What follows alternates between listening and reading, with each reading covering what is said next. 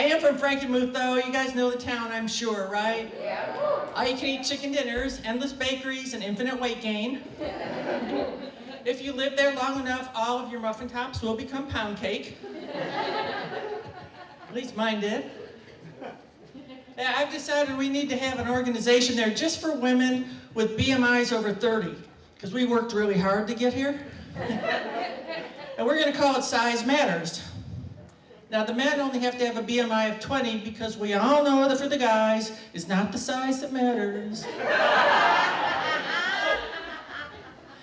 So I know earlier you guys were telling if you're gay or bi or this or that. I identify as a very, very proud cougar.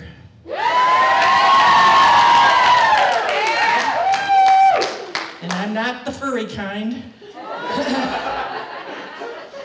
My husband is 12 years younger than me. I met him in the bookstore. He was walking through the children's section. I was just looking for a book on how to train my puppy, so it was perfect. When we met, I was in my early 30s, so that means I was in my prime. He was 21. I figured that meant he needed a mentor.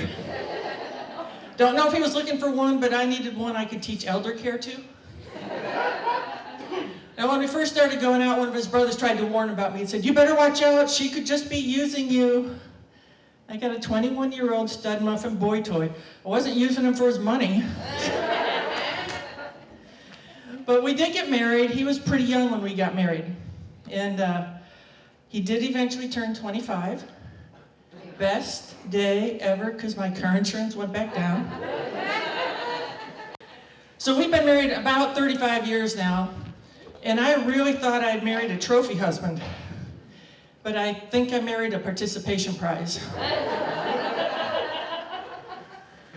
So now tomorrow is a really big day in my family, but it's a sucky day for me. It's my birthday.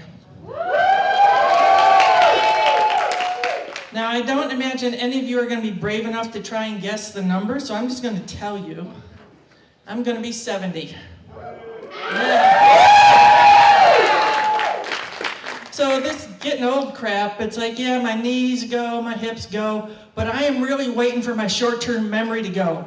Because that means when I stand up here, the punchline is going to be it's going to be new to me, just like it is to you. So, let's see, I grew up in the age where our parents told us how we could grow up and what we could be. And my parents were like, you can go to high school and college and get married and have kids. And you can be a nurse, a teacher, or a stewardess. I was like, yeah. So I listened very carefully, and I went out and burned my brow, went on birth control, and became a cop.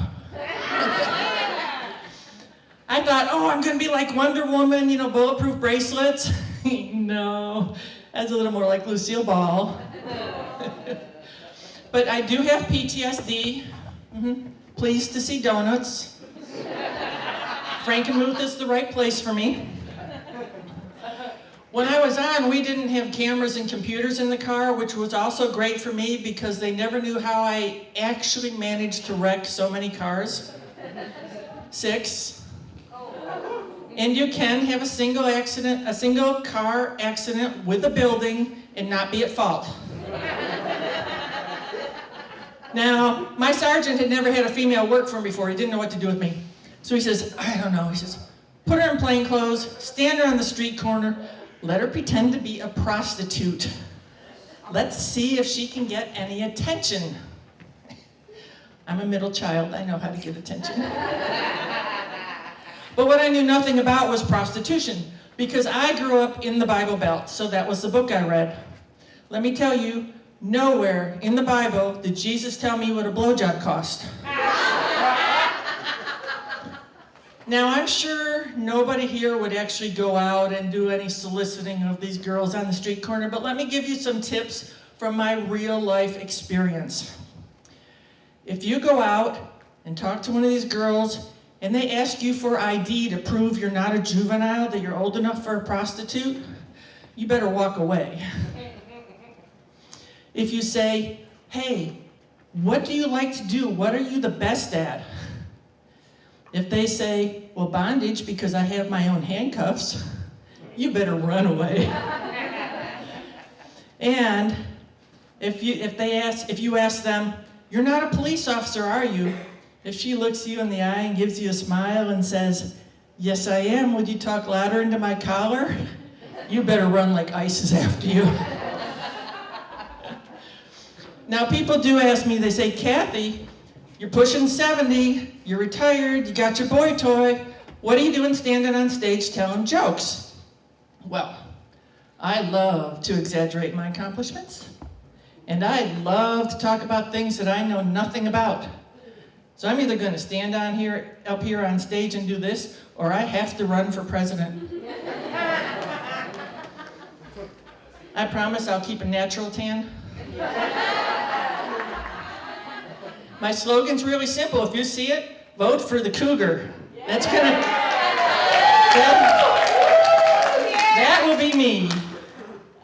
Okay, I think you flashed me, so I think I am out of time. So thank you very much. I had a great time with you. You got 2 minutes left if you want to keep going. Pardon me? You got 2 minutes left if you want to keep going. Oh, I'll keep going. Okay, I'm a baby boomer. That means I grew up in the age of sex, drugs, and rock and roll, right? You guys want to talk drugs for a moment? Yeah, how did I know that? I recently had some of the best drugs that I've had in ages. Like a couple weeks ago I did this. The kind where your body's over here, but your mind is way over there. Best colonoscopy ever. Now, I thought that the First Amendment is what gave us freedom of speech. It could be the president, I don't know anymore. But I believe it's the anesthesiologist. My anesthesiologist says, Kathy, I just started the propofol, you know it. It's the Michael Jackson drug. I'm like, but doctor, my nose is perfect and I'm already white. And then I looked at this cute young doctor behind me. It's like, doctor, you are so cute. Did they tell you I'm a cougar? You know, one of these days, one of these doctors is going to get smart, and they're going to go to HGTV or somewhere, and they're going to say, hey, we both put TVs on the endoscopes, we both go into dark and scary places looking for things to fix. We need a TV show, and we can call it Backdoor Makeover. Okay, let's see, what's a good last one here? Okay. What if the Bible was written by a female? Eve would have been created first. She'd have been in the garden. After a while, she'd be bored to death, and she'd say, God, I need a little company here. And God would have said, sure, Eve, what do you want? She says, well, I really like golden brown hair, and I'd like someone who's a little bit goofy, and he should adore me better than anyone on earth. And that, ladies and gentlemen, is how we got golden retrievers.